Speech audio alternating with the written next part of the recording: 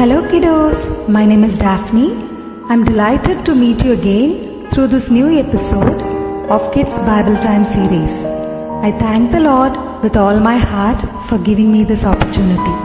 In the last episode, we looked at God destroying the whole world with water since the world was filled with wickedness of people. Just one family, Noah's family, was protected by God in an ark and got saved. Let's see what happened after that. After God destroyed the world, there was just one family in the whole world, and that was Noah's family. Noah had 3 sons named Shem, Ham, and Japheth. Only their family was alive. God asked them to be fruitful and multiply and to fill the world. They grew in numbers. In few hundred years, the population of humankind increased again. But they all were in one place and they all spoke one language. In those days, they did not have so many languages like we have now. When they traveled, the people found a plain in the land of Shinar and started living there. Since it was a plain land, they did not get stones and mortar for construction. So they started making bricks. They mixed soil, burnt it and made bricks. They made bricks in place of stones and used a material called slime in place of mortar. Slime is a binding material like the cement that we use today.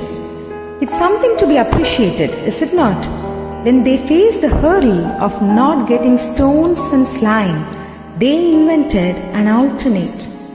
Then they said, "Let us build a city and a tower whose top would reach heaven to make a name for ourselves." They started working very hard for it. God came down to see the city and the tower which the people were building. God was not pleased when he looked at them. God said, "The people are all in one place and they speak the same language. Let us confuse their language in such a way that one would not understand what the other is saying." So God confused their language, and suddenly what one person was saying did not make any sense at all to the other person. There was a big chaos. If suddenly one person is not able to understand what the other person is saying, how chaotic it must have been. Just imagine, if a man asked another man to bring something, he would have brought something completely different. There was confusion and chaos. People scattered and moved to different parts of the earth. The construction work that the people started to build a city and tower for themselves stopped. That place was called Babel. There is a word called Babble. That word was formed based on this incident. Babble means talking incoherently without sense. So many languages were created on earth because God confused their language. People also scattered around the earth because of that. Do you know how many languages are there now? Let me tell you. We have 7,102 languages. Can you believe it? Now, let's take a deep dive into the incident. I told you earlier that God was not pleased when he saw the work that the men were doing. Let us analyze the reasons. After the world was destroyed by flood in Noah's days, God told Noah and his family to be fruitful and multiply and to fill the earth. But what were these people trying to do? They were building a city and tower so that they would not be scattered. This was totally against what God had asked them to do, right? That's one reason. Next, let's look at the objective of the people for building a city and tower.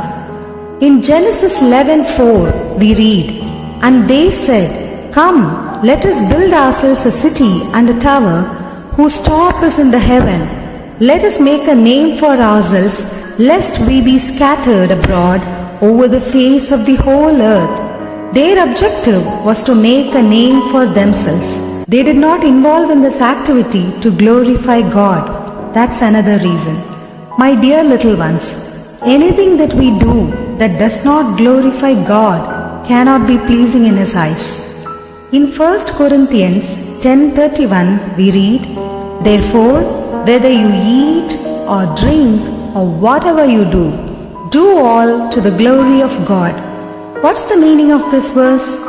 Whatever we do in our lives, we need to do it for the glory of God. There are so many of you that are gifted with talents and gifts from the Lord, right?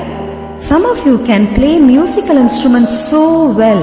Some can sing beautifully. Some of you are gifted with an ability to write poems very well. Whatever ability it may be, if it is not used for the glory of God, it cannot be pleasing in the eyes of God. Are you capable of playing musical instruments? Be determined and say that your skills will be used only for God's glory. Can you sing well?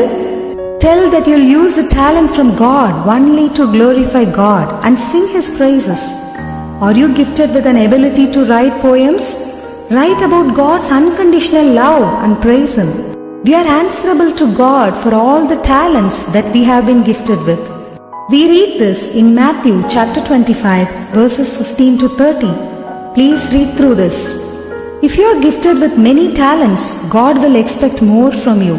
So, my dear little ones, will you make a decision to use your skills and talents only for the glory of God? Next, let's look at the pride in the hearts of the people. God Himself says that the people acted as though nothing could stop them from doing what they imagined. How proud it sounds, right?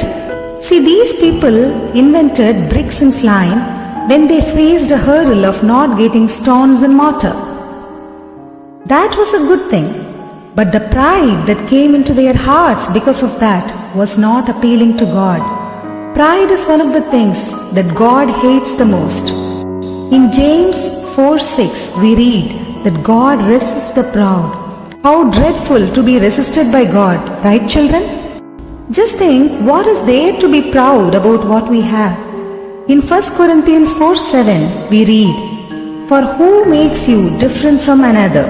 And what do you have that you did not receive? Now, if you did indeed receive it, why do you boast as if you had not received it?" What is the meaning of this verse? Whatever things we have and whatever skills we have, we have received them all from God. Without realizing it, we act as though we have them all by ourselves. That's the meaning. How true, right?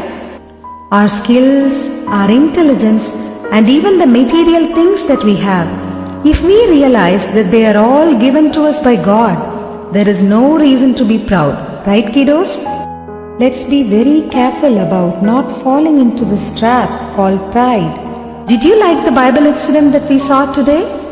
To find out how well you have paid attention to this episode, I am going to ask you 2 questions. The first question: when the people traveled, they found a plane in a particular place and settled there. What is that place? The second question: what was the objective that the people had in their minds to build a city and tower? Here are the answers for the questions that I asked in the last episode.